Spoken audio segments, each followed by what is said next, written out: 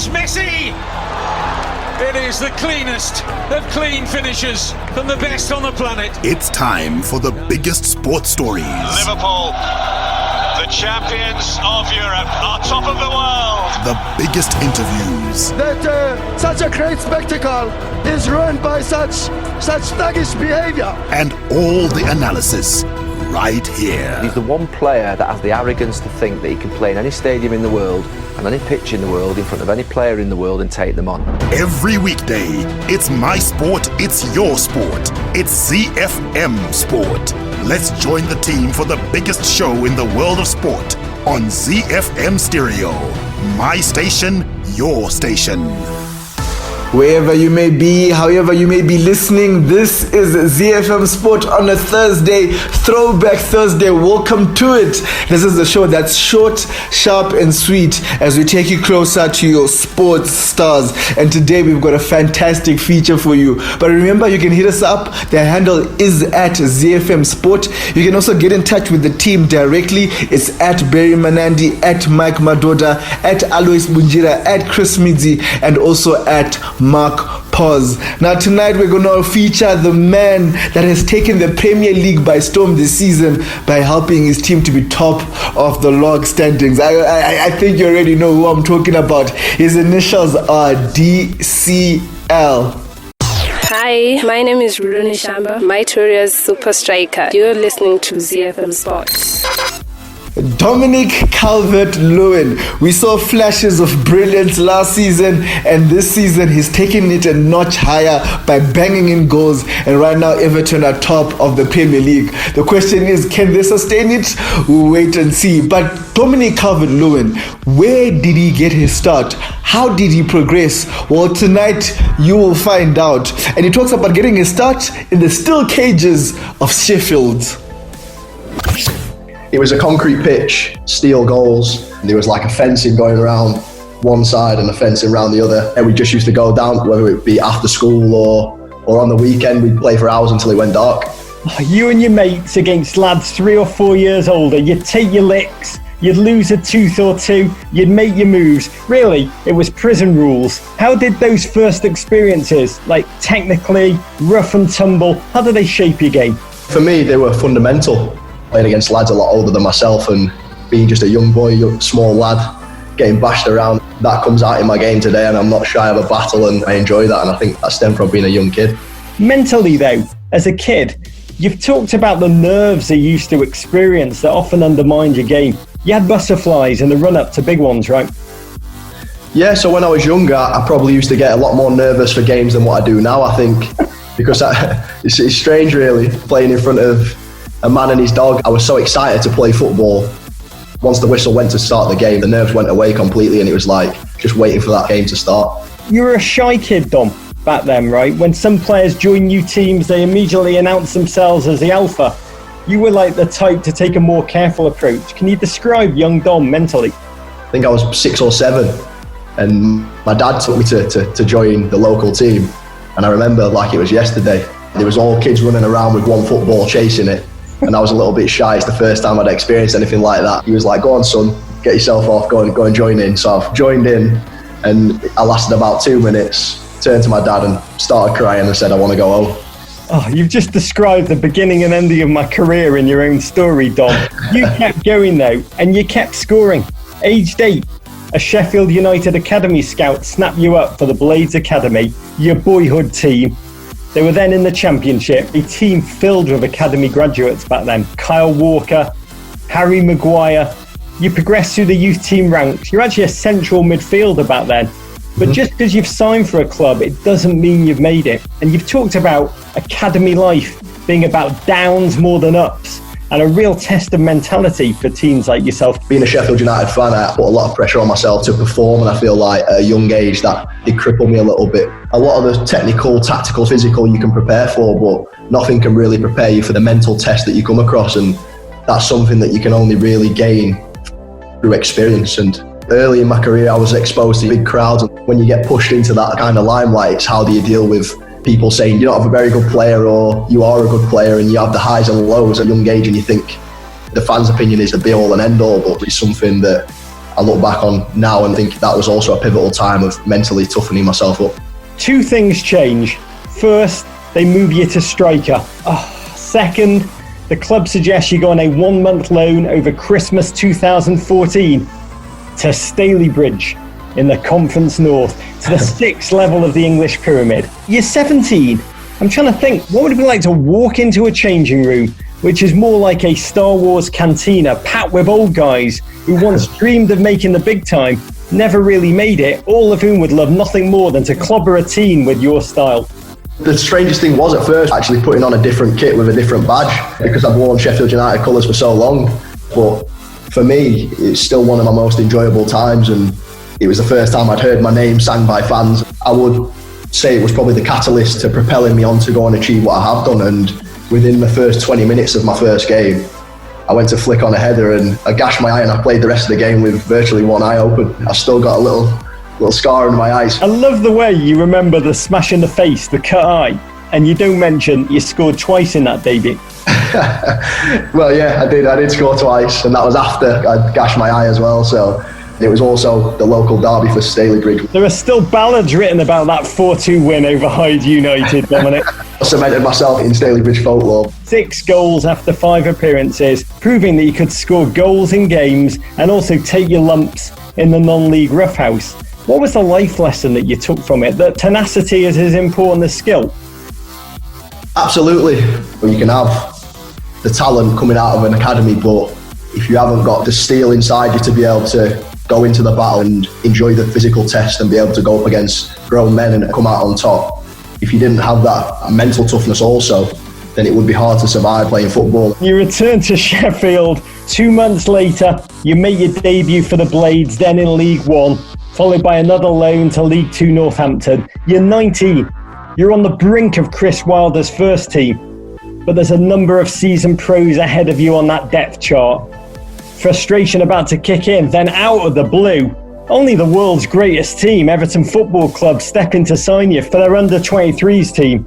Yet again, life as a pro is not a straight journey to success. 1 minute you're a squad player at League One, the next you're training with a Premier League team, and you've said that first practice at Everton was an eye-opener. What was the leap up in quality for you like? What I do remember is the quality of the passes, how much harder the players punched the ball, and the trust he was given to look after the ball, and there was much less mistakes. And what I also noticed was that if someone did give the ball away, there wasn't really much reaction. It was just focusing on getting the ball back, whereas what I'd experienced from before was there'd be a little moan or there'd be a lull. You've said the ball was just going boof, boof, boof, pinging everywhere, and you knew that you'd have to raise your game. Mentally, did you ever grapple with doubt? What helped me cope with my move to Everton and the step up is that I always felt like this is where I'm supposed to be. Therefore, I never really felt too out of my depth. Where's that come from, Dom? My family have always believed in me, and my dad's always been my biggest fan from being a young kid. He'd be at every game. He just knew what I was capable of, and I think with that undoubted belief, what he had in me also made me believe that I could get to where I wanted to get to. You made your Premier League debut against Arsenal in December 2016, coming on as a 79th minute sub for Enner Valencia. Then Everton manager Ronald Koeman had you playing at right wing back, charging up and down the flank. Took 6.5 months for you to find the back of the net. Your first senior goal for Everton against Hull City. You wheel away, roaring in glory. I watched this yesterday. You look so bloody young when you scored that. What do you remember about that moment? A feeling of belonging. You have a lot of people that doubt you, and when I scored my first goal, it was a feeling of this is where I'm supposed to be, and now I'm going to show everyone why I deserve to stay. Big Sam Allardyce took over November 2017. You started well. His first game was a goal and assist for you in a 2-0 win over Huddersfield. Rooney played you through. You finished with an intentional deflection, celebrated with a shimmy. But as much as you contributed to team play, there was a period where you really struggled with the goals. You worked hard, you were energetic, but the media started to write about the striker who never scores. How did you understand it? Because you are a confident bloke. But were there moments when you'd leave games and feel self-doubt at all? I've scored goals all my life. I never doubted that I'd score goals, but it was more about every game I would go back and reevaluate and ask myself why I'm not scoring goals. And I think that period of time I was perhaps sacrificing myself a little bit and doing extra bits for the team, which ultimately led to me not scoring goals. And I know that strikers are judged on how many goals they score and their return in the season. Were you almost too unselfish, Dom? I think so. In that period of time, being a young lad, still feeling like you're proving yourself, I would try and cover every blade of grass, whether that was right or wrong, and suffered for it in my goals return myself. What's it like playing football in Liverpool? A cultural mecca of a city, my hometown, that is mad for football. What sets it apart from other cities as a footballer? Playing for Everton, because it's such a family club and a well-connected to the community club, you feel the togetherness in all experiences, good or bad, you can feel it. If you venture out in Liverpool in the week and you've lost the game on the Saturday, for me, I'm always thinking, people know we've lost. What are they thinking? Me walking around having a coffee? You think I don't care, which is obviously not the case. You're just like your Capuchuchus. The Capuchuchus. Didn't know if you know about those. Ahead of this season, you asked to change shirt numbers from number 29 to the classic 9 of Dixie Dean, Bob Latchford, Graham Sharp. Small detail, but one which carries real symbolic power. Can you relay your mindset in terms of the request? It was a statement of intent for myself. Whether the fans doubted that I was capable of scoring goals, I knew I was. So I think with me asking for the number 9 shirt, it was welcoming that responsibility and welcoming that pressure.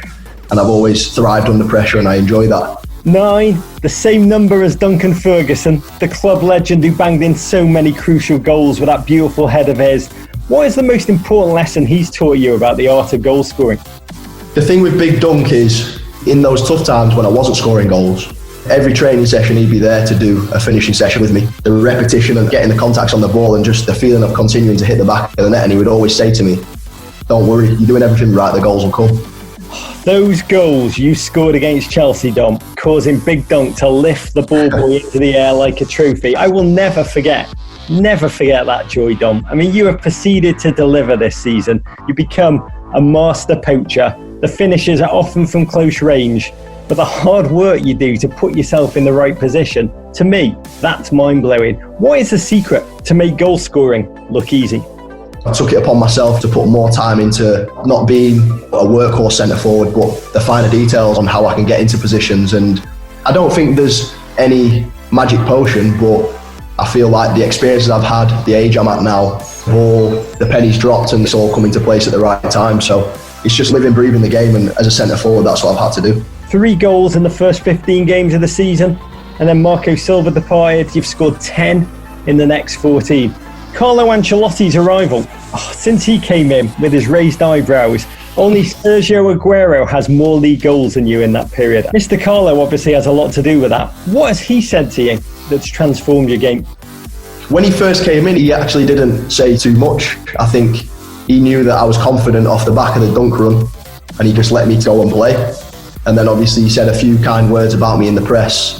That was, to me, a real confidence boost, because I knew that without him saying too much to me, myself, he'd gone out there and he'd said it in the press, which was a massive statement of belief in me. So it gave me all the confidence that I needed. When you're on a good run, it's important not to overcomplicate things and overthink too much and try and change too much. So the mastermind that he is, he's just let me go and play and continue to be on my run that I have been on. You often play in a 2 alongside Richarlison. As an Everton fan, I've got to say, that man is a dizzying wonder. He's like a human exclamation point, him and his little chicken dance. What is he like as a strike partner? What are you two talking about on the field? What are you trying to do together? I really enjoy playing with Richie. It's something that's come naturally. His English is improving, and I try and learn a little bit of Spanish, Portuguese to try and level it out a little bit. I think our games and the style of play have just clicked, and I think he works hard like I do myself, so I think we're working for each other. When he scores, I'm over the moon, and when I score, he's over the moon. I think that's the key to having a good strike partnership, just being happy for each other, and when we succeed together. Dom, do all goals feel the same, that thrill of scoring? Or does some feel better than others? For me, there's no better feeling than obviously scoring a goal to get you back in the game or to take the lead. Once you get the taste for it, you just want to keep scoring, and it's addictive. There's no feeling for me that can compare to 40,000 Everton fans erupting when you score a goal. I don't know how you keep your shirt on, Dom. What are you getting at there? one of my favourite moments of this season. Obviously, the Everton 3, Chelsea 1 delirium. Everton got their first win in 4 games. However, you caught everyone's attention for one more reason. You were accused of photoshopping the club's official photos. You uploaded a photograph post-game celebrating your goal with your 6-pack, which is technically an 8-pack, I think. Can you clear up the mystery for us once and for all? Yeah, I can absolutely clear it up. I did not Photoshop the picture, and if people want to question my 6-pack, that's absolutely fine. You score 2 goals, people will always have something to complain about in some way, shape or form. So you tackled New York City over the Premier League break. You and Tom Davis came over to Soho during Fashion Week. Would it be fair to say that you let your freak flag fly? I think we did. We saw it as an opportunity that doesn't really come around too often because we play football so much. And coincidentally, the winter break had fell on Fashion Week in New York, and a lot of players go to Dubai or Miami, but we just saw it as an opportunity to try something different and something we're both passionate about and what we enjoy. Tom Davis, let's just say the king of mismatched prints. He went for the dressing gown and purple shoes look. He is a very Californian style-wise for a scouter.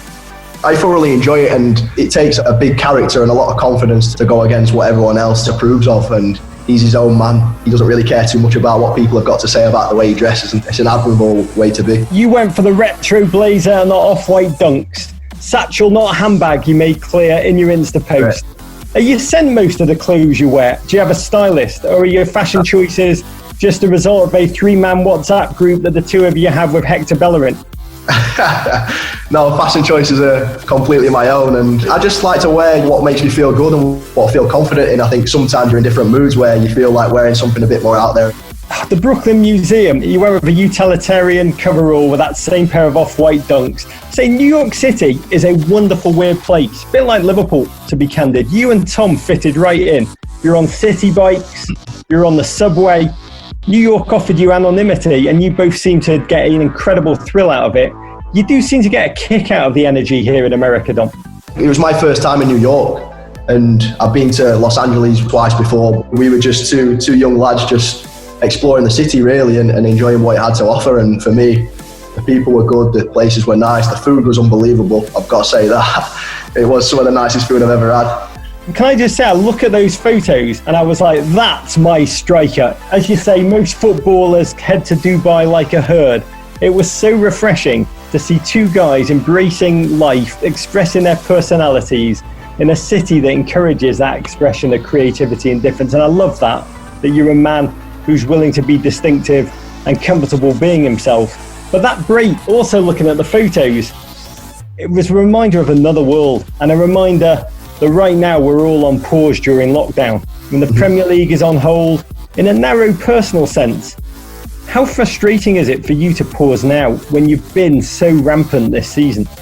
It'd be selfish of me to complain and say that I wish we weren't in the house, because obviously there's a lot of people that are at work now trying to conquer what's going on at the moment and make the world a better place. But obviously in terms of football sense, I was on a good run. I was on the brink of the international break. I was hopeful of having a chance to get my opportunity there, and when you're scoring and you're playing well, you never want to stop playing. You wish you could play every single day and just keep the games coming and coming. So in terms of timing, it's not been the greatest for myself, but I think it's a unique time where I've had a time to reflect. As a footballer, you don't really get too much time to stop and reflect on what you've achieved, and so for me it's been a little stopgap where I've reflected on the season, and I'm now focusing on how I can continue where I left off. So give us some insight into what you have been pondering.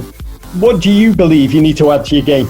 It's about looking at how I've scored the goals that I have done and just continuing to try and replicate that and adding goals from different areas, all types of goals. I've scored many in the box this season and with my head, but it's can you add goals from outside the box, penalties, there's all different types of ways to score goals.